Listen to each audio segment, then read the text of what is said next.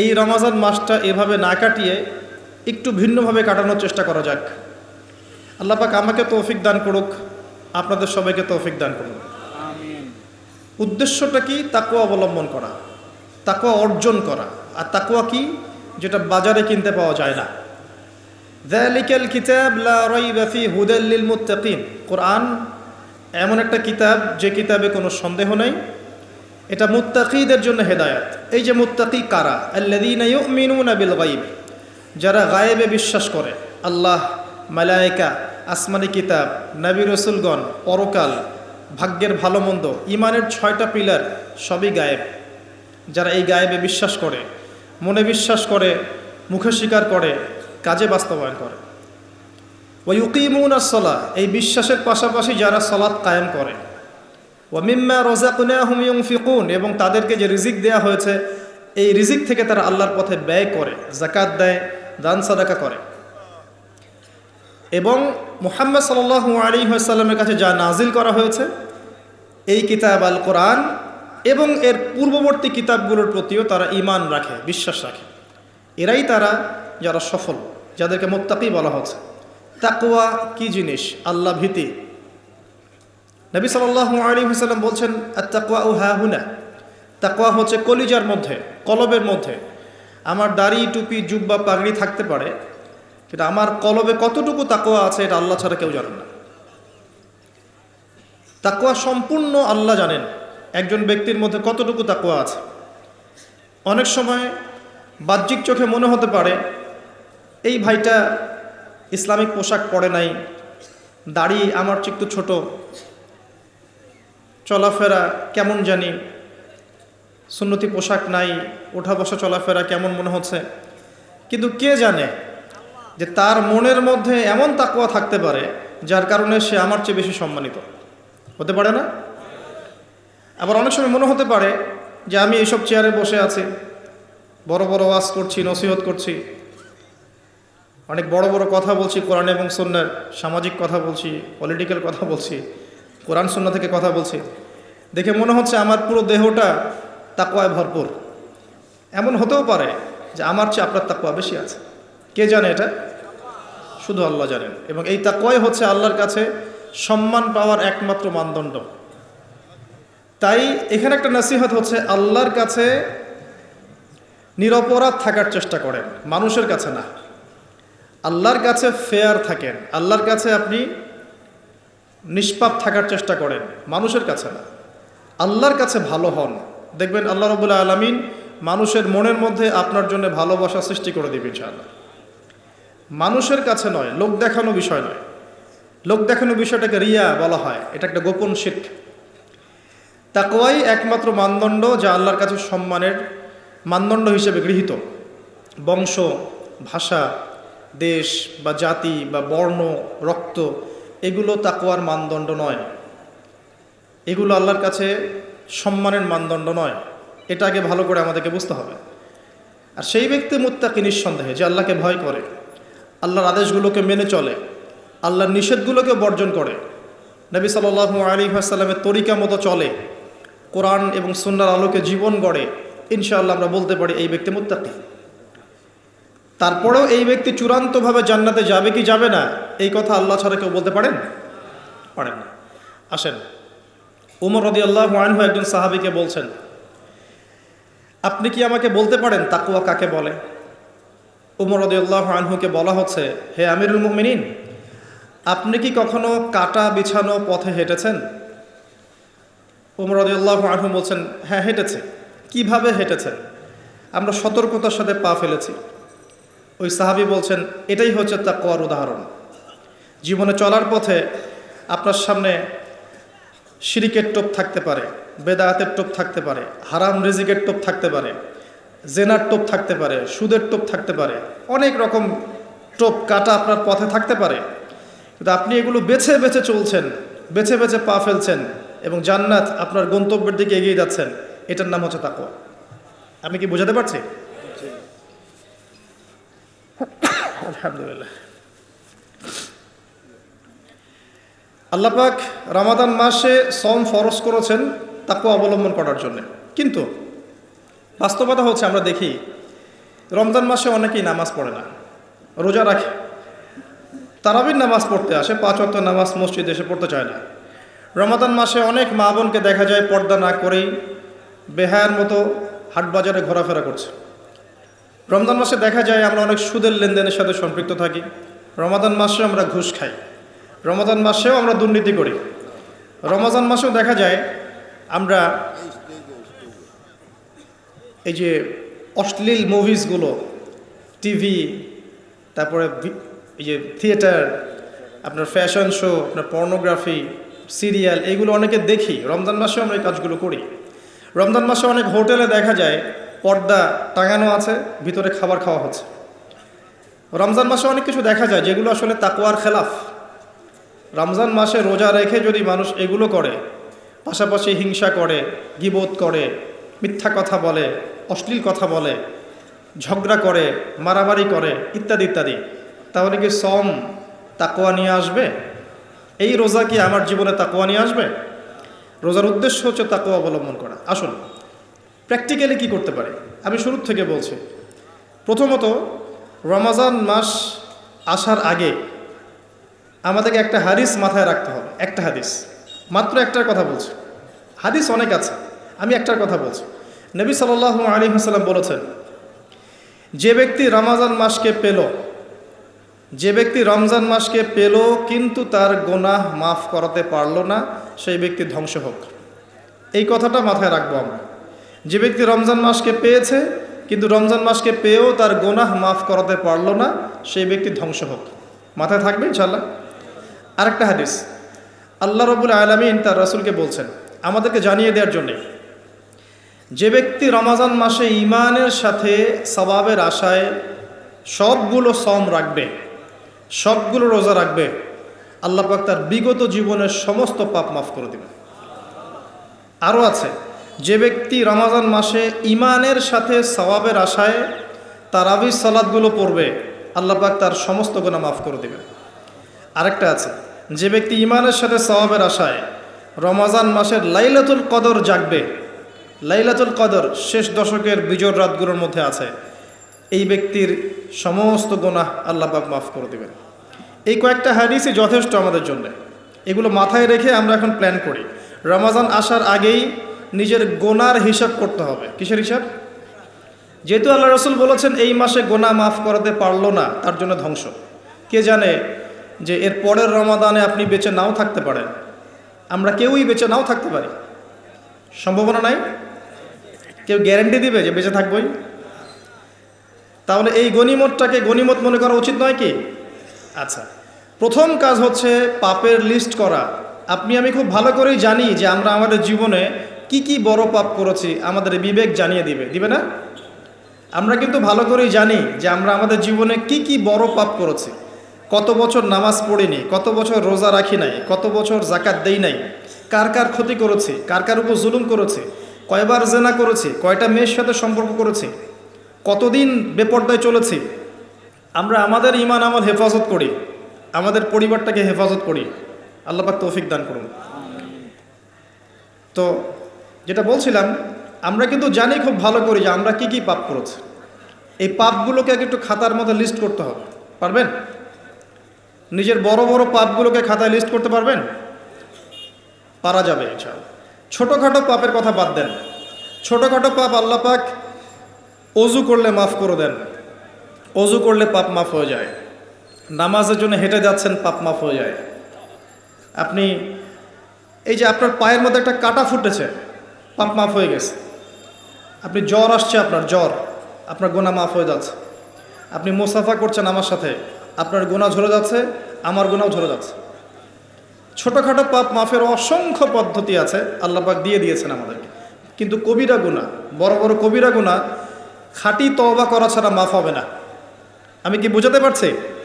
কবিরা গুনাহ খাঁটি তওবা না করলে মাফ হবে না। এই রমজানে আমাদের কবিরা গুনার লিস্ট আমাদেরকে করতে হবে, নিজের আমল নামার লিস্ট নিজেকে করতে হবে। এবং রমজানে রোজা রেখে সওমরত অবস্থায় আল্লাহকে বলতে হবে, আল্লাহ আমি অমুক পাপ করেছিলাম, আমাকে মাফ করে দাও। আল্লাহ আমি অমুক পাপ করেছি, আমাকে মাফ করে দাও। আল্লাহ আমি অমুক পাপ করেছি, আমাকে মাফ করে দাও। পারা যাবে ইনশাআল্লাহ? আল্লাহর জন্য এক মুহূর্তের ব্যাপার।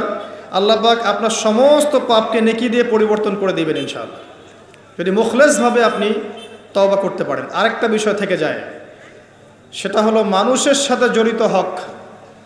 অনেক সময় দেখা যায় কাউকে গালি দিয়েছি, কাউকে অপবাদ দিয়েছি, কারো সম্মানহানি করেছি, কাউকে মিথ্যা অপবাদ দিয়েছি, কারো প্রতি হিংসা করেছি, বিদ্বেষ রেখেছি, কারো সম্পদ আত্মসাৎ করেছি, কারো জিনিস চুরি করেছি, ছিনতাই করেছি বা ডাকাতি করেছি, বা কারো সম্পদ আত্মসাৎ করে নিজের পেটে ভরেছি, প্রতিবেশীর জমি মেরে দিয়েছি, ওই দুই প্রতিবেশী চাষের জমি জোর করে জবরদখল করেছি। এক কথায় মানুষের সম্মান জান মালের সাথে জড়িত যে পাপ, এই পাপ আল্লাহর কাছে মাফ হবে না। কাবা ঘরের গেলাফ ধরে কানলেও আপনি আমাকে যে মিথ্যা অপবাদটা দিয়েছেন এটা মাফ হবে না যতক্ষণ না আমি মাফ করছি। কথা কি বুঝতে পারছেন? মনে করেন আপনি আমাকে মিথ্যা একটা অপবাদ দিয়েছেন এবং ধুয়ে রেখে দিয়েছেন একদম মিথ্যা অপবাদ দিয়ে, যতক্ষণ আমি আপনাকে মাফ না করছি, কাবা ঘরে গিয়ে গেলাফ ধরে কান্নাকাটি করলো এই পাপ মাফ হবে না ইনশাআল্লাহ। এই অবস্থায় মৌত হলে কি হবে? পরকালে দেখবেন আমি দাঁড়িয়ে আছি আপনার জন্য, আপনার হিসাব হচ্ছে, হিসাব শেষ। আপনি সালাত সওম হজ জাকাতের নেকি নিয়ে উঠেছেন, কিন্তু দেখছেন আমি দাঁড়িয়ে আছি, আমার মতো আরও 10 জন দাঁড়িয়ে আছে। ওই 10 জনকে আপনি গালি দিয়েছিলেন, অপবাদ দিয়েছিলেন, তাদের গীবত করেছিলেন, তাদের সম্পদ বা সম্মানের হানি করেছিলেন। এখন কিয়ামতের মাঠে আপনার নেকি দিয়ে এই ঋণ শোধ করতে হবে, অন্য কোনো অপশন নাই। আর যদি নেকি শেষ হয়ে যায় তখন কি হবে? তখন আমার আমলনামা থেকে কিছু গুনাহ আপনাকে নিতে হবে। আল্লাহ পাক ন্যায় বিচারক। আল্লাহ পাক শুধু গফুর রহিম নন, আল্লাহ পাক শুধু পরম করুণাময় অসীম দয়ালুই নন, বরং তিনি হচ্ছেন ন্যায় বিচারক। ন্যায় বিচারক। একজন ধর্ষক যদি বলে যে আল্লাহ পাক তো গফুর রহিম, আল্লাহ আমাকে মাফ করে দিতে পারেন, তাহলে যাকে ধর্ষণ করলো সে তার উপর জুলুম হবে না? আল্লাহ পাক যদি ধর্ষককে মাফ করে দেন, তাহলে যাকে ধর্ষণ করা হয়েছে ওর প্রতি জুলুম হবে না? কথা বুঝতে পারছেন না? মনে করেন আপনি নাউজুবিল্লাহ কারো সম্পদ আত্মসাৎ করেছেন, এখন আল্লাহ যদি আপনাকে মাফ করে দেন, তাহলে এই যে যার সম্পদ আপনি আত্মসাৎ করেছেন এর উপরে জুলুম করা হচ্ছে না? আল্লাহ পাক কি জুলুম করবেন? এক জাররা পরিমাণ করবেন না। কিয়ামতের মাঠে নেকি দিয়ে তার এই ঋণ শোধ করতে হবে, অথবা তার গুনাহ আপনার কাঁধে নিয়ে জাহান্নামের পথে যেতেও হতে পারে। আল্লাহ পাক হেফাজত করুন। এই জন্যে সবসময় সতর্ক থাকবেন আপনার যারা যেন মানুষের হক নষ্ট না হয়। মানুষ আপনাকে গালি দেখ, থাপ্পড় মারুক, জমি আত্মসাৎ করে ফেলুক, হক নষ্ট করুক, কি করে করুক, আপনি তারটা করতে চান না। যারা করছে আপনি লাভবান। আপনি কেমন করে লাভবান? আপনি অসংখ্য নেকি পাচ্ছেন, আপনি জানছেনও না। যেই আপনার বিরুদ্ধে মনে করেন আপনি নিষ্পাপ, আপনি মাজলুম, আপনি কোনো অন্যায় করেন নাই, আপনার বিরুদ্ধে জুলুম করা হচ্ছে, অপবাদ দেওয়া হচ্ছে, আপনাকে আন্ডারএস্টিমেট করা হচ্ছে, ইত্যাদি ইত্যাদি, আপনি বসে বসে নেকি পাচ্ছেন, বসে বসে নেকি পাচ্ছেন। এবং পরকালে কিয়ামতের মাঠে উঠে দেখবেন অসংখ্য নেকি অটোমেটিক আপনার আমলনামায় চলে আসবে। তখন তারা আফসোস করবে দুনিয়াতে এই কাজগুলো না করে ভালো কিছু করলে ভালো হতো। যাই হোক, মানুষের সাথে জড়িত পাপ আল্লাহর কাছে মাফ হবে না। এই কারণে এই রমজান মাসে ওই লিস্টের মধ্যে থাকবে আমি কার কার ক্ষতি করেছি, থাকবেই। কিন্তু যতটুকু মনে পড়ে লিখে ফেলবেন, সুযোগ থাকলে সেটা ফেরত দিয়ে দিবেন।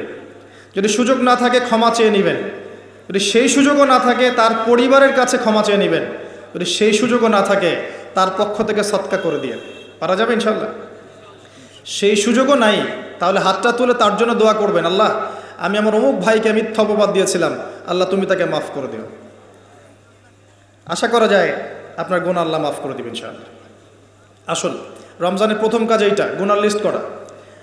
একটু ধৈর্য ধরে বসেন। আমি অনেক ক্লান্ত, অনেক লম্বা সফর করে আসছি, এই জন্য আস্তে আস্তে কথা বলছি আর কি। তবে ইনশাআল্লাহ আজকে আমরা রমজানটাকে কিভাবে কাটাবো এবং কোরআনময় করে কিভাবে কাটাবো, কিছু উপকারী কথা আপনাকে বলবো ইনশাআল্লাহ তাআলা। আল্লাহ পাক আমাদেরকে আমল করার তৌফিক দান করুন। প্রথম কাজ পাপের লিস্ট করা, তারপরের কাজ হচ্ছে তওবা করা। রমজানে আমরা তওবা করব যে আল্লাহ পাক আমি দুনিয়াতে যত পাপ করেছি, জানা অজানা, ছোট বড়, প্রকাশ্য গোপন, যত পাপ করেছি, যা আমি জানি যা আমি জানি না, যা তুমি আমার চেয়ে ভালো জানো, আল্লাহ মাফ করে দাও। পারা যাবে ইনশাআল্লাহ? খালি বলতে হবে আস্তাগফিরুল্লাহাল্লাযী লা ইলাহা ইল্লা হুয়াল হাইয়ুল কাইয়্যুম ওয়া আতুবু ইলাইহি। এটা পড়বেন। অথবা আল্লাহুম্মা আনতা রাব্বি লা ইলাহা ইল্লা আনতা খালাকতানি আনা আবদুক ওয়া আনা আলা আহদিক ওয়া ওয়া'দিকা মাস্তাতা'ত আউযু বিকা মিন শাররি মা সানা'ত আবুউ লাক বিনি'মাতিকা আলাইয়া ওয়া আবুউ বিযানবি ফাগফিরলি ফাইন্নাহু লা ইয়াগফিরু যুনুবা ইল্লা আনতা। বলা যাবে ইনশাআল্লাহ। হিসনুল মুসলিম, গুগল প্লে স্টোরে যান, একটা অ্যাপস আছে হিসনুল মুসলিম, একটা বই আছে, এটা কিনেন। সমস্ত দোয়া এখানে দেয়া আছে, দেখবেন আর পড়বেন, পকেটের মধ্যে রাখবেন, দেখবেন, পড়বেন, পড়া যাবে ইনশাআল্লাহ। ইনশাআল্লাহ। এরপরে তওবার পরে কি? তওবার পরে রমজান মাসের বাজার আগে করব। এখন শাবান মাস চলছে, হাতে যতটুকু টাকা পয়সা আছে বা জমানো কিছু টাকা তো আছে, এখান থেকে আপনি রমজান মাসের বাজার করবেন। রমজান মাসে আপনি বেশি বেশি বাজারে যাবেন না, ওই মাসে যেটা আর্ন করবেন সেটা জমিয়ে রাখবেন, সমস্যা নাই। সম্ভব হলে ঈদের যে কাপড় চোপড় লাগে, আপনার স্ত্রীর জন্য এক সেট, আপনার বাচ্চার জন্য এক সেট, আপনার এক সেট, নতুন কাপড় পরা সুন্নত, এবং আমরা সবাই নতুন কাপড় পরার চেষ্টা করবো ইনশাআল্লাহ। যাদের নতুন কাপড় নাই তাদেরকে কাপড় দেওয়ার চেষ্টা করবো ইনশাআল্লাহ। এটাও কিনে রাখতে পারেন আগে ভাগেই। রমজান মাসে আপনি বাজারে সময় দিবেন না, দুনিয়ার কাজে বেশি ব্যস্ত হবেন না, এটা একটা টার্গেট। এরপর আপনি রমজান মাসে একটা প্রজেক্ট হাতে নেবেন যে আমার মতো বহু মুসলিম সমাজে আছে যাদের পুরো মাস চলার মতো টাকা পয়সা নাই, আছে না? সামাজিকভাবে হোক, মাদ্রাসার উদ্যোগে হোক বা রাষ্ট্রীয়ভাবে হোক, যেভাবে হোক, এই গরিব মানুষদের লিস্ট করে বাসায় বাসায় অন্তত এক মাসের বাজার খরচ পৌঁছে দেওয়ার চেষ্টা করতে হবে। পারবেন? পারবেন না? এক মাসের বাজার কত টাকা লাগে? 2000, 3000, নিত্য প্রয়োজনীয় কথা বলছি, সব তো দিতে পারবেন না। 2-3 হাজার, 4000, এর মধ্যে সে চাল পাবে, ডাল পাবে, ছোলা বুট পাবে, তেল পাবে। বাই দ্য ওয়ে, তেলের দাম যে এখন কত আমি তো জানি না, আমি অবশ্য বাজারে যাই না, আমি জানি না দাম কত। তবে একটা ফেসবুক স্ক্রল করতে গিয়ে একটা ভিডিও আসলো, দেখলাম যে দেখে খুব হাসি বের হলো আর কি, যে বাড়ির গিন্নি সে কড়াই ধরে আছে, আর বাড়ির কর্তা ওই তেলের বোতলটাকে তালা দিয়ে লক করে রেখেছে আর কি। তো গিন্নি এসে বলছে আজকে রান্না করবো, তেল দাও। সে উঠে লক খুললো, লক খুলে যে কৌটাটা আছে, যে কৌটার মুখটাতে এক কর্ক তেল ঢেলে এই আপনার কড়াইতে দিল, যে এটা দিয়ে আজকে চালাও। তো আল্লাহ পাক আমাদের এক শ্রেণীর অসৎ ব্যবসায়ীদেরকে হেদায়েত করুক, যারা কৃত্রিম সংকট তৈরি করে জিনিসপত্রের দাম বাড়ায়। আল্লাহ পাক এদেরকে হেদায়েত করুক, কঠিন শাস্তির আওতায় আনা উচিত। যদি এটা ওমর রাদিয়াল্লাহু আনহুর শাসন হতো, দেখতেন শাস্তি কাকে বলে, প্রকাশ্যে শাস্তি দিত তারা। যদি এটা ওমর রাদিয়াল্লাহু আনহুর যুগ হতো, তাহলে দেখতেন শাস্তি কাকে বলে। ওমর ইবনুল খাত্তাব রাদিয়াল্লাহু আনহুর একজন ছেলে একটা অন্যায় করেছিল, সম্ভবত তিনি মদ পান করেছিলেন, সম্ভবত। কাজী দোররা দিচ্ছে 80 বেত্রাঘাত, দোররা আস্তে আস্তে দিয়েছে। আমিরুল মুমিনিনের ছেলে, জোরে মারা যাবে না। ওমর রাদিয়াল্লাহু আনহু নিজে উঠে গিয়ে সেই দোররা হাতে নিয়ে নিজে পিটানো শুরু করলেন। দোররা মারা শেষ হওয়ার আগেই ছেলে ডেড, স্পট ডেড। কথা কি বুঝতে পারছেন? এবার ছেলেকে দাফন করলেন, দাফন করে বাকি দোররা যে কয়টা বাকি ছিল, এই বাকি দোররাগুলো তার কবরের উপরে মারছে। মারার পরে আল্লাহকে বলছে, আল্লাহ আমাকে মাফ করে দিও, হয়তো আমি ন্যায় বিচার করতে পারলাম না। আমি কি বুঝাতে পারছি ভাই? এটা তার শাসন। এরকম শাসন আবার আসবে ইনশাআল্লাহ, মনে করবেন না যে আসবে না। যা দেখছেন সব কিছু থাকবে না, এগুলোর কিছুই থাকবে না। পুরো বিশ্বে যা দেখছেন, এই আমেরিকা, এই আপনার ইসরায়েল, এই রাশিয়া, এই যে চায়না, এই যে ন্যাটো, আপনার ইউনাইটেড নেশনস, যা দেখছেন সব কিছু ধ্বংস হয়ে যাবে ইনশাআল্লাহ। এটাই বাস্তব। কুদিয়াল আমর, লেখা হয়ে গেছে কোরআনে এবং সুন্নায়। এবং বাইতুল মাকদাস বা মাকদিস যে যাই বলেন, জেরুজালেম থেকে নবী ঈসা ইবনে মারিয়াম আবারও সেই রকম একটা শাসন চালু করবেন ইনশাআল্লাহ পৃথিবীতে। বিশ্বাস হচ্ছে না? দেখতে থাকেন সামনে কি হয়। পরাশক্তিগুলো ধ্বংস হয়ে যাবে। যাই হোক, আজকে ওই দিকে যাচ্ছি না, টপিক ওইটা না। যেটা বলছি, বাজার করে ফেলেন এবং প্রজেক্ট নেবেন। যারা দরিদ্র দুস্থ, এদের পরিবারে আমরা পার পরিবার একটা করে প্যাকেজ পাঠিয়ে দেব, যেখানে নিত্য প্রয়োজনীয় দ্রব্য থাকবে। তারাও যেন রমজান মাসে খেয়ে পরে বাঁচতে পারে। পারা যাবে ইনশাআল্লাহ? চেষ্টা করেন, আল্লাহ পাক আপনার রিজিকে বরকত দিবে ইনশাআল্লাহ তাআলা। একটা হাদিসে আছে যে বান্দা যতক্ষণ অন্য ভাইয়ের সাহায্যে থাকে, আল্লাহ ততক্ষণ ওই বান্দার সাহায্যে থাকে। আর একজন মুসলিম ভাইয়ের প্রয়োজন পূরণ করতে যাওয়া, খালি হেঁটে হেঁটে যাওয়া, এটা মসজিদে নববীতে বসে 12 বছর ইতিকাফ করার চেয়ে বেশি নেকির কাজ। এগুলো আমরা হয়তো বুঝি না, মনে করি তার সাথে যাব, আমার তো সময় নষ্ট হচ্ছে। আপনি 12 বছর ইতিকাফের নেকি পাচ্ছেন, তাও যে কোনো মসজিদে না, নববী মসজিদে। সুবহানাল্লাহ। রমজানে আর কি করবেন? কম খাবেন, সেহরি আর ইফতারে বেশি খাবেন না, এবং 2টা তরকারি দিয়ে যদি খাবার হয়ে যায় 10টা তরকারি করার কোনো দরকার নেই। আপনিও দুনিয়ার কাছে বেশি ব্যস্ত হবেন না, বাড়ির মা বোনদেরকেও ব্যস্ত রাখবেন না, তাদেরকেও দিন শেখার সুযোগ দিবেন। রমজান মাসে তারা অল্প রান্না করবে, একবার রান্না করবে, 3 বেলা খেয়ে নেবেন গরম করে। তারা তালিম করবে, তারা কোরআন শেখার মজলিসে যাবে, তারা মহিলাদের মধ্যে দিন চর্চা করবে, তাদেরকেও দিনের সুযোগ করে দিতে হবে। পারা যাবে ইনশাআল্লাহ। এবং আপনিও তালিমে বসবেন, 5 ওয়াক্ত নামাজ মসজিদে আদায় করবেন, ইসলামিক দর্শগুলোতে বসবেন, ইমানকে তাজা করবেন, ইমানকে তাজা করবেন। কম খাবেন। আমি বরাবরই বলি যে এই খাওয়ার যে ব্যাপারগুলো আছে, এখানে আমরা যারা দাবি করি যে ইসলাম আমরা প্রচার করছি, জনগণের মাঝে ঢুকাই দিচ্ছি, তাদের অনেকের মাঝেই দেখবেন খাওয়ার সুন্নত নাই। কথা বুঝতে পারছেন না? বড় বড় কথা বলার পরে খাওয়ার টেবিলে খালি বসায় দেন, দেখবেন সব শেষ, 7 পেট খেয়ে শেষ করে ফেলছে। খাওয়ার সুন্নত ওই কোরআনে আছে, হাদিসে আছে, প্র্যাকটিক্যালি নাই। নবীজি কি বলেছেন? খেতে হলে, যদি খেতেই হয় তাহলে 1 ভাগ, পেটের 1 ভাগ, আর 1 ভাগ পানি, আর 1 ভাগ ফাঁকা। এভাবে কয়জন খাই একটু বলেন, হাত তোলেন তো দেখি। এভাবে কয়জন খাওয়া দাওয়া করি আমরা? মাশাআল্লাহ। যারা এভাবে খাওয়া দাওয়া করতে পারে তারা ফিট থাকে, তারা স্ট্রেস নিতে পারে, তারা ফিজিক্যালি ফিট থাকে, ইমিউনিটি সিস্টেম বাড়ে, তাদের ভুঁড়ি হয় না। ভুঁড়িওয়ালা মানুষরা রাগ করেন না, আমি ছোট করার জন্য বলছি না, কিন্তু মুসলিমদের ভুঁড়ি থাকা উচিত নয়।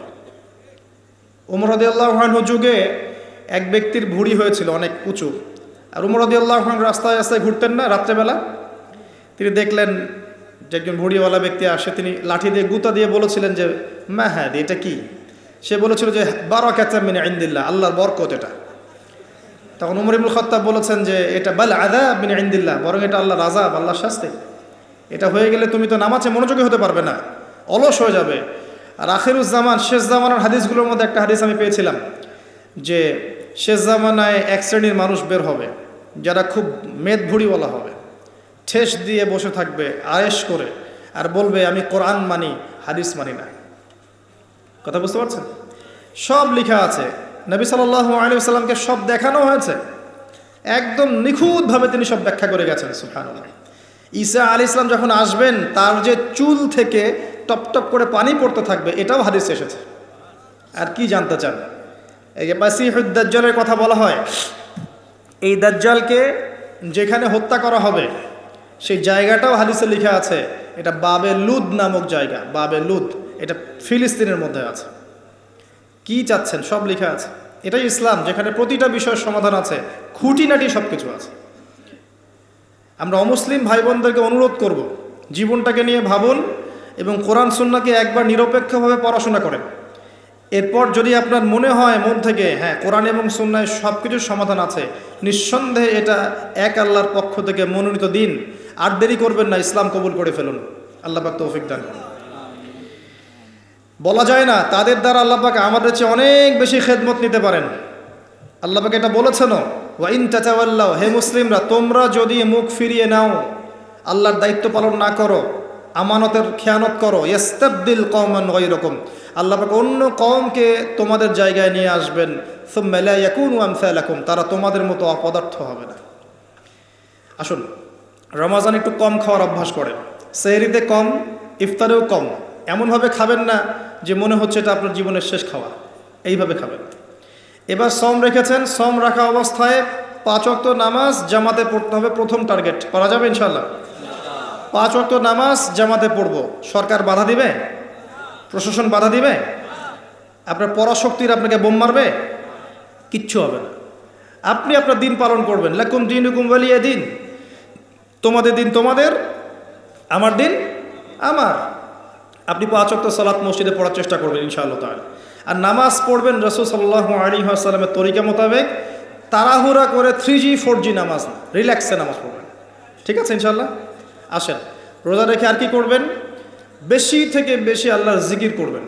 সুবহানাল্লাহ, আলহামদুলিল্লাহ, লা ইলাহা ইল্লাল্লাহ, আল্লাহু আকবার, সুবহানাল্লাহি ওয়া বিহামদিহি, সুবহানাল্লাহিল আযীম, লা ইলাহা ইল্লাল্লাহ ওয়াহদাহু লা শারীকা লাহ, লাহুল মুলক ওয়া লাহুল হামদ ওয়া হুয়া আলা কুল্লি শাইইন কাদির, লা হাওলা ওয়া লা কুওয়াতা ইল্লা বিল্লাহ ইত্যাদি যত জিকির আছে বেশি থেকে বেশি করবেন। মানুষের সাথে কথা কম বলবেন। অহেতুক চায়ের দোকানে আড্ডা পিটাবেন না, অহেতুক পাবজি নিয়ে পড়ে থাকবেন না, অহেতুক ফেসবুকে স্ক্রল করে সময় নষ্ট করবেন না, অহেতুক ইউটিউবে পড়ে থাকবেন না। আপনি জিকিরে সময় দিবেন, জায়নামাজে বসে থাকবেন, জিকিরে সময় দিবেন। আল্লাহ পাক তৌফিক দান করুন। এবং বেশি থেকে বেশি দোয়া করবেন আল্লাহর কাছে রমজান মাসে। দোয়া আপনার নিজের জন্যে, আপনার মা বাবার জন্যে, আপনার মৃত আত্মীয় স্বজনের জন্যে, আপনার ফিউচারের জন্যে, আপনার সন্তানদের জন্যে, আপনার দেশের জন্যে, আপনার জনগণের জন্যে, মুসলিম উম্মার জন্য, সবার জন্য কি করবেন? দোয়া করবেন। দোয়ায় কার্পণ্য করবেন না। আপনি যখন অন্য কোনো মুসলিম ভাইয়ের জন্য দোয়া করছেন, তখন আপনার মাথার কাছে একজন ফেরেশতা থাকবেন, যিনি বলবেন যে তোমার জন্যও তাই হোক, তোমার জন্যও তাই হোক। দোয়া করলে লাভ আপনার, ক্ষতি নাই। আর দোয়া করার উপযুক্ত সময়গুলো খুঁজে খুঁজে বের করবেন। যেমন রোজা রাখা অবস্থায় দোয়া করলে দোয়া কবুল হয়। 2 একামতের মাঝখানে, মানে আজান এবং একামত এর মাঝখানে দোয়া করলে দোয়া কবুল হয়। নামাজের, ফরজ নামাজের পরে দোয়া করলে দোয়া কবুল হয়। সালাম ফিরানোর আগেও দোয়া করলে দোয়া কবুল হয়, দোয়া মাসুরার পরে। এরপরে সেজদারত অবস্থায় দোয়া করলে দোয়া বেশি কবুল হয়। শেষ রাতে দোয়া করলে দোয়া কবুল হয়। বৃষ্টি পড়ছে, এই সময় দোয়া করলে দোয়া কবুল হয়। একটু দান সদকা করেছেন, ভালো কাজ করেছেন, এখন হাত তুলে দোয়া করেন, দোয়া কবুল হয়। ওযু করেছেন, এখন হাত তুলে দোয়া করেন, দোয়া কবুল হয়। অনেক জায়গা আছে দোয়া কবুলের, খুঁজে খুঁজে বের করে দোয়া করতে থাকে। দোয়া চাইতে হবে কেন? নিজের দোয়া নিজেই করুন। দোয়া চাওয়া ভালো কাজ, এটা কোনো খারাপ কিছু না, কিন্তু নিজের দোয়া নিজে করতে শেখেন। আপনার যা প্রয়োজন আমি কি বুঝতে পারবো? আপনি যদি বলেন ভাই দোয়া করেন, বলতে পারি বারাকাল্লাহ ফিক, কিন্তু আপনার কি কি দরকার, আপনার মূল চাহিদা কি কি, আপনাকে নিজের ভাষায় আল্লাহর কাছে বলতে হবে। যদি আপনি কোনো মতে আরবিও না জানেন, আরবির কিছুই জানেন না, আমি বলবো আপনি প্রয়োজনে বাংলাতেই আল্লাহর কাছে দোয়া করেন। আল্লাহ পাক সব ভাষা বুঝবেন ইনশাআল্লাহ তাআলা। আল্লাহ পাক কি সব ভাষা বুঝবেন না? ইনশাআল্লাহ তাআলা। বেশি বেশি দোয়া করবেন। রমজান মাসে আরেকটা কাজ করবেন, যাকাত। আপনাদের যাকাত যেটা আছে নিসাব পরিমাণ যাকাত লিস্ট করে ফেলবেন, হিসেব করবেন, রমজান মাসেই যাকাত দিয়ে দিবেন। যাকাত আটকে রাখবেন না। যদি যাকাত কেউ অস্বীকার করে, সে আর মুসলিম থাকে না, সে কাফের হয়ে যায়। এটা মনে রাখবেন। যাকাত অস্বীকার করার কোনো সুযোগ নেই। আর অলসতা করে যদি না দেন, এই যাকাত কিয়ামতের মাঠে আল্লাহ পাক এগুলোকে সোনা রূপা পরিণত করবেন, করে গলাবেন, গলিয়ে কপালে, গালে আর পিঠে লেপটে দিবেন, বলেন নাউজুবিল্লাহ। এবং এই যাকাত একটা সাপের আকৃতি নেবে, সাপ, বিষাক্ত সাপ, যেটা গলায় পেঁচানো থাকবে, মাথাটা থাকবে এই কপাল বরাবর।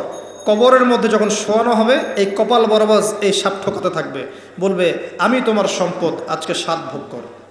এটাকে আমরা চাচ্ছি না। যাকাত দিয়ে দেন। আর যাকাত ইসলামিক অর্থনীতির ভিত্তি। যাকাত দিলেই গরিবের কাছে আপনার সম্পদ যাবে, তখন সেও খেয়ে পরে বাঁচতে পারবে। এভাবে সাম্য বজায় থাকবে। আল্লাহ আমাদের বোঝার তৌফিক দান করুন। রমজান মাসে একটা কাজ করবেন, সেটা হলো পরিবারকে সময় দিবেন, পরিবারকে টাইম দিবেন। পরিবারের মধ্যে ইসলামিক সংস্কৃতি গড়ে তুলবেন। একসাথে সেহরি করবেন, একসাথে সাহরি করার পরে একসাথে ইফতার করবেন, একসাথে তালিম করবেন, ইসলামিক কোনো মুভিজ একসাথে দেখলেন, ইসলামিক কোনো লেকচার একসাথে শুনলেন। মানে ইসলামকে এনজয় করবেন পরিবারকে নিয়ে, সাথে করে নিয়ে। বাচ্চা কাচ্চারা দেখবে ছোটোবেলায় আমরা বাবাদের সাথে এটা করেছিলাম, ওইটা করেছিলাম।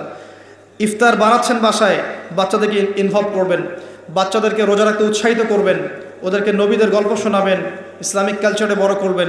দেখবেন পরিবারের মধ্যে শান্তি ও রহমত নেমে আসবে ইনশাআল্লাহ। পারা যাবে ইনশাআল্লাহ। রমজান মাসে আরও একটা কাজ করবেন, সাদাকাতুল ফিতর দিয়ে দিবেন। এটা সম্পর্কে আলেম ওলামারা আপনাদেরকে বলবে খুতবা ইনশাআল্লাহ, আমি আগেই বলে রাখলাম, সাদাকাতুল ফিতর দিয়ে দিবেন।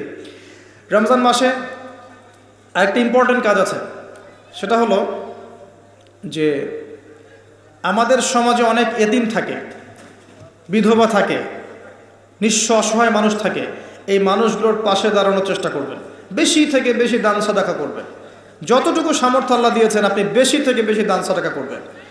এভাবে ইনশাআল্লাহ আপনি রমজানটাকে উপলব্ধি করতে পারবেন, এনজয় করতে পারবেন। আপনার সালাতের মাধ্যমে, আপনার সিয়াম রাখার মাধ্যমে, দোয়া করার মাধ্যমে, জিকির করার মধ্য দিয়ে, পরিবারের সাথে এনজয় করার মধ্য দিয়ে দেখবেন আপনি আত্মশুদ্ধি অর্জন করতে পারছেন।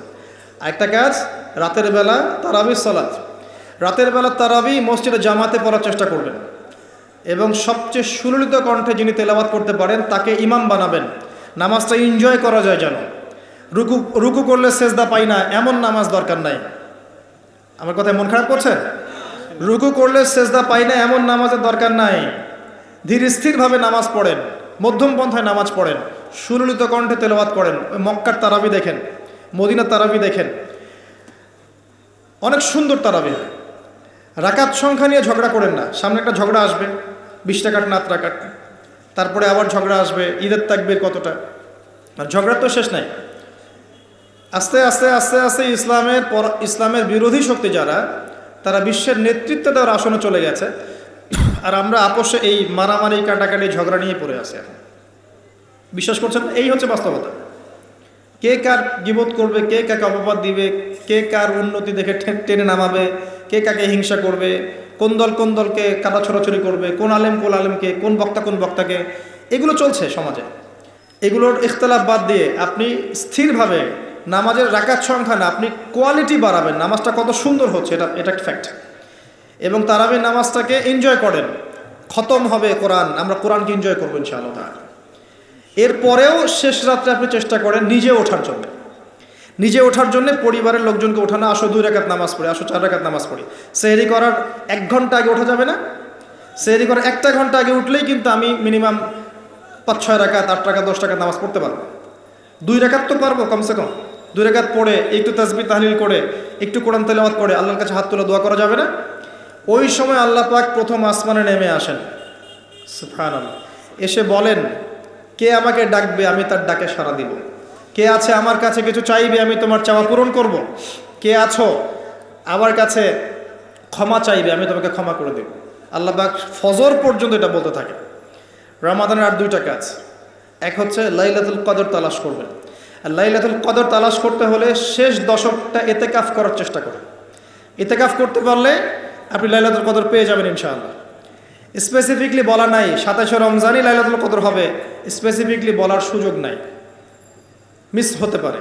নবীজি বলেছেন শেষ দশকের বেজর রাত 21, 23, 25, 27, 29 যে কোনো একটা রাত লাইলাতুল কদর হবে। এক রাত ইবাদত করবেন, সারা হাজার মাস ইবাদত করার নেকি পেয়ে যাবেন ইনশাআল্লাহ তাআলা। এই রাতে দোয়া করলে দোয়া কবুল হয়ে যায়। আল্লাহ পাক আমাদেরকে লাইলাতুল কদর পাওয়ার তৌফিক দান করুন, ইতিকাফ করার তৌফিক দান করুন, আমিন। আরেকটা কাজ যেখান থেকে আমি আসবো, কোরআনময় রমজান মাসে সবচেয়ে বড় যে কাজটা, এটা দিয়ে শেষ করছি, শোনেন। এখানে একটু সময় নেব আমি, একটু ধৈর্য ধরেন। রমজান মাসের সবচেয়ে বড় কাজ এবং রমজান মাস যে কারণে মহামান্বিত বা মহিমান্বিত, শব্দটা হয়তো আমি ভুল বলেছি, তো সেটা হচ্ছে আল কোরআনুল কারীম। রমজান মাস সেই মাস যেই মাসে কোরআন নাজিল করা হয়েছে।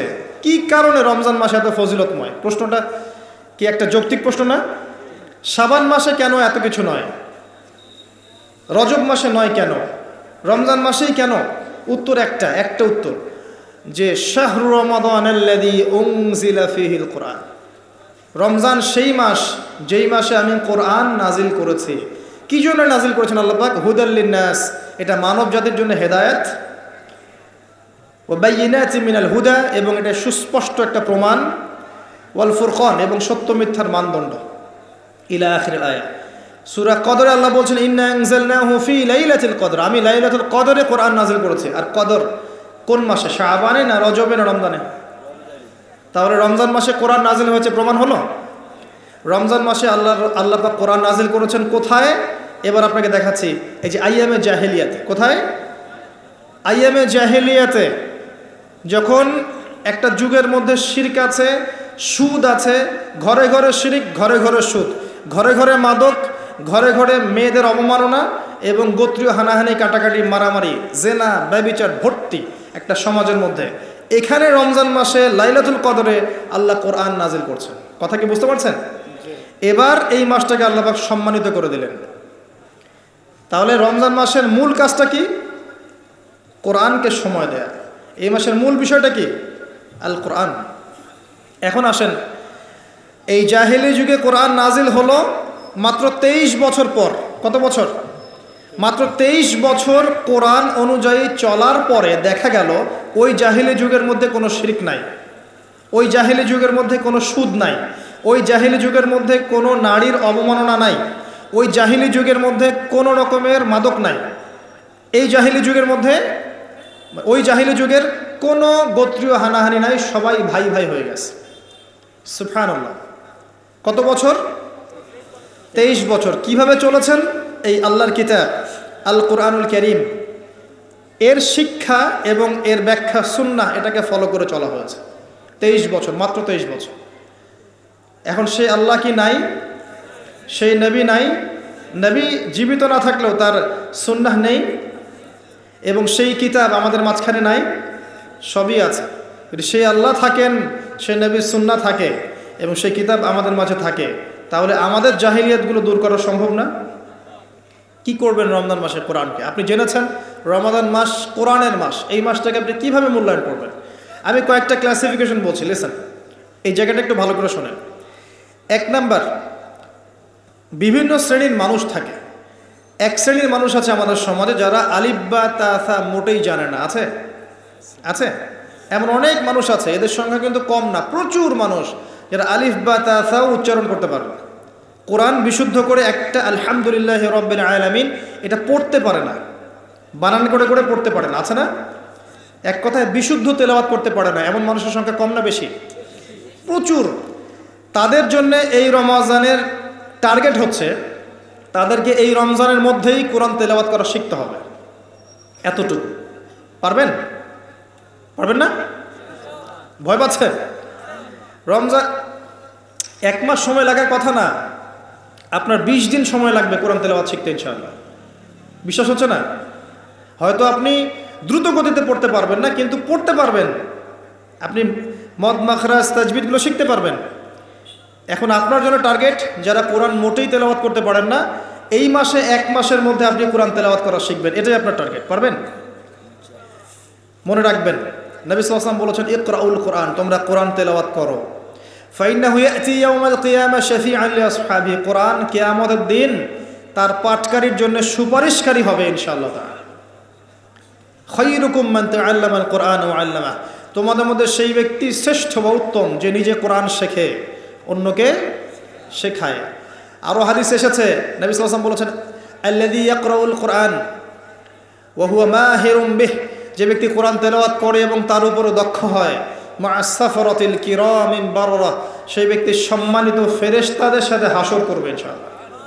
ওয়াল্লাযী ইয়াকরাউল কোরআন ওয়া ইয়াতাতা'তাউ ফিহি, আর যে ব্যক্তি কোরআন তেলাওয়াত করে কিন্তু করতে গিয়ে আটকে যায়, ওয়া হুয়া আলাইহি শাক, এটা তার জন্য কষ্টকর হয়, ফালাহু আজরান, তার জন্য ডাবল পুরস্কার আছে।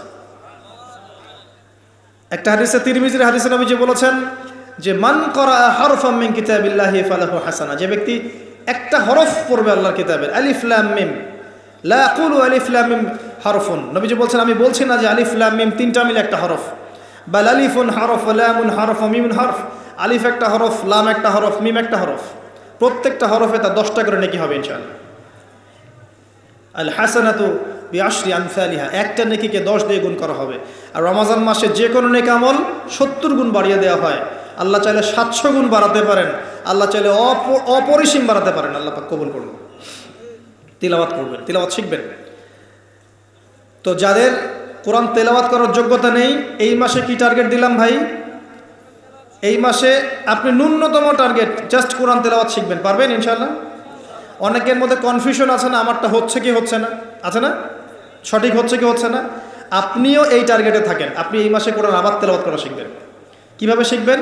মাদ্রাসায় কোর্স করানো হবে, আপনি মাদ্রাসায় যাবেন। অনলাইনে যদি কোর্স করায় কেউ, অনলাইনে কোর্স করবেন, অথবা বাসায় একটা আরবি শিক্ষক নেবেন, অথবা মসজিদ ভিত্তিক এই মাসব্যাপী কোরআন শিক্ষার কার্যক্রম চালু করবেন। পারা যাবে ইনশাআল্লাহ। এটা উচিত রাষ্ট্র থেকে চালু করে দেয়া মাসব্যাপী কোরআন শিক্ষার কার্যক্রম। এটা করতে পারলে সবচেয়ে ভালো হতো, এদেশ থেকে যত মহামারীর ভাইরাস সব চলে যেত। বিশ্বাস করেন না কোরআনের বরকতে সব বিপদ আপদ কেটে যেতে পারে?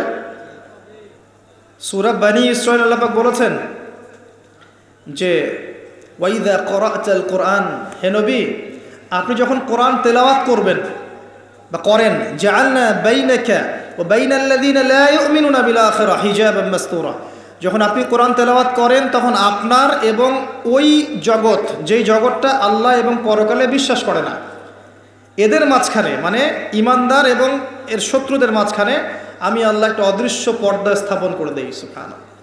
ওই দিক থেকে কোনো ক্ষতি আপনাকে স্পর্শ করতে পারবে না। যাই হোক, এটা আপনাদের টার্গেট। 2 নাম্বার, দ্বিতীয় শ্রেণীর মানুষ যারা কোরআন মাশাআল্লাহ তেলাওয়াত করতে জানেন এবং আপনার কনফিডেন্স আছে।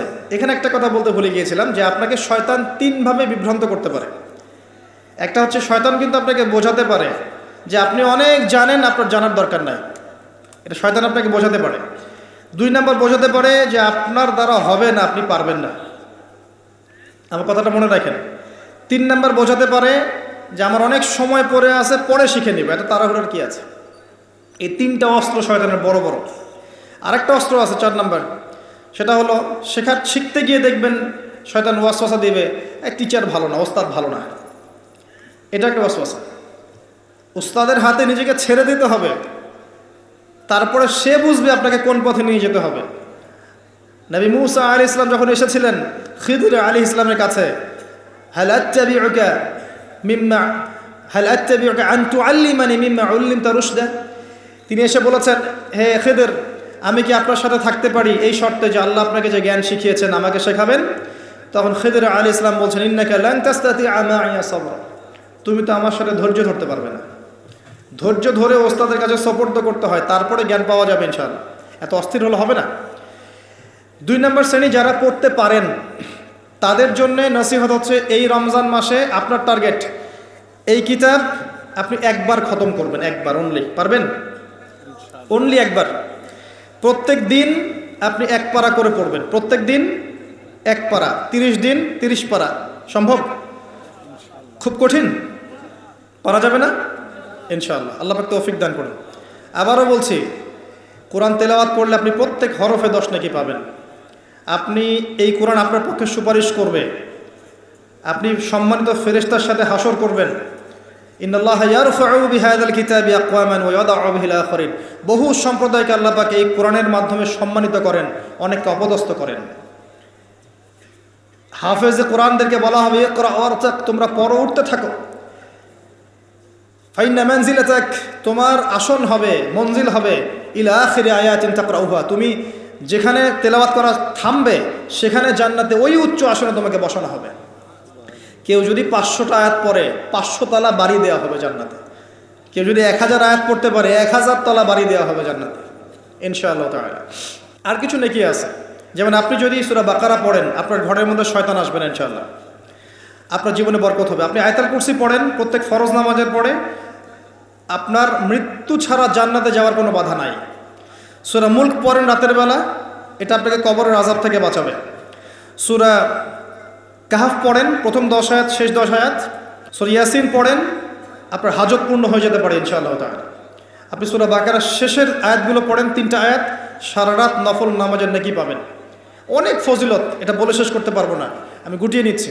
যারা কোরআন তেলাওয়াত করতে পারেন তাদের জন্য কোরআনময় রমাদান হচ্ছে, আপনারা কোরআন 1 পারা করে পার ডে পড়বেন, একবার খতম দিবেন। পারা যাবে? আল্লাহ পাক তৌফিক দান করুন। 3 নাম্বার, তারা যারা হাফেজে কোরআন তাদের টাস্ক হচ্ছে এই কোরআন রমজান মাসে পুরোটা আবার হিফসের চর্চা করবেন। অনেক সময় ইয়াদদাশ কমে যায় না, অনেকে আবার ভুলে যায় না। হাফেজদের প্রতি নসিহত হচ্ছে এই মাসে আপনি পুরো কোরআনটাকে আবার রিগেইন করবেন, রিভাইজ করবেন, চর্চা করবেন, আবার আগের জায়গায় ফিরিয়ে নিয়ে আসবেন। পারবেন ইনশাআল্লাহ? আল্লাহ তৌফিক দান করবেন। এবং সম্ভব হলে তারাবির নামাজ পড়ান। যারা তারাবির নামাজ পড়ায় তারা সৌভাগ্যবান, তারা পুরো কোরআনটা হিফজ করার সুযোগটা পেয়ে যায়। আল্লাহ পাক তাদেরকে তৌফিক দান করুন। এখানে একটা কথা বলবো আমি 1 মিনিটে, যে ইমাম খতিব মুয়াজ্জিন যারা আছেন তাদের ভালো ভাতার ব্যবস্থা করবেন, তাদের পরিবারের ভরণ পোষণের জন্য ভালো অঙ্কের ভাতার ব্যবস্থা করবেন। সব কিছুর দাম বাড়বে, তাদের ভাতা বাড়বেন, এটা হতে পারে না। তাদের জন্য, তাদের পক্ষে যদি কথা বলার কেউ না থাকে, আমি কথা বলছি, তাদের জন্যে আপনি ভালো অঙ্কের ভাতার ব্যবস্থা করবেন, তাদেরকে যেন পরিবার নিয়ে টেনশন করতে না হয়। নামাজ পড়াবেন, তারাবি পড়াবেন, খুতবা দিবেন, দিনের প্রচার করবেন, আপনি তার পরিবারের দায়িত্ব নিয়ে নেবেন। পারবেন? এটা করতে না পারলে তো আল কোরআন আলো ঘরে ঘরে জ্বলবে না। কোরআনওয়ালা মানুষের যদি সমস্যা থাকে তাহলে কোরআনের কথা কে বলবে? কে নামাজ পড়াবে আর কে আপনাকে তারাবি পড়াবে? তারা অনেক মাজলুম এবং অসহায়, তারা মুখ ফুটে অনেক কথা বলতে পারে না, তাদের পক্ষে কথা বলার মানুষ খুব কম। তাদেরকে ভালো অঙ্কের অনারিয়ামের ব্যবস্থা করবেন, এটা করা উচিত আমাদের সবার। একটা ইমামের বেতন 5,000 10,000 টাকা, কীভাবে সংসার চলবে? সংসার চলতে পারে না। আল্লাহ পাক তাদেরকে প্রশস্ত রিজিকের ব্যবস্থা করুন, আমিন। আমাদের মানসিকতা পরিবর্তন করুন, আমিন। হাফেজ কোরআনদের জন্য এই টাস্ক, আপনারা পুরো কোরআন হিফজ করবেন, চর্চা করবেন এই রমজান মাসে। তারপরে আর 2-3টা বলে শেষ করছি। যারা কোরআন আমরা অর্থ জানি, টুকটাক অর্থ জানি, আমাদের কাজ হচ্ছে এই রমজান মাসে কোরআনের ব্যাকরণগুলোকে ঝালাই করা, আরবি ভাষাটাকে একটু ঝালাই করা, এবং বিশুদ্ধ তাফসীরকে নিয়ে পুরো কোরআন A to Z পুরো কোরআন 1 মাসের মধ্যে অর্থ সহ পড়া। পারবো ইনশাল্লাহ?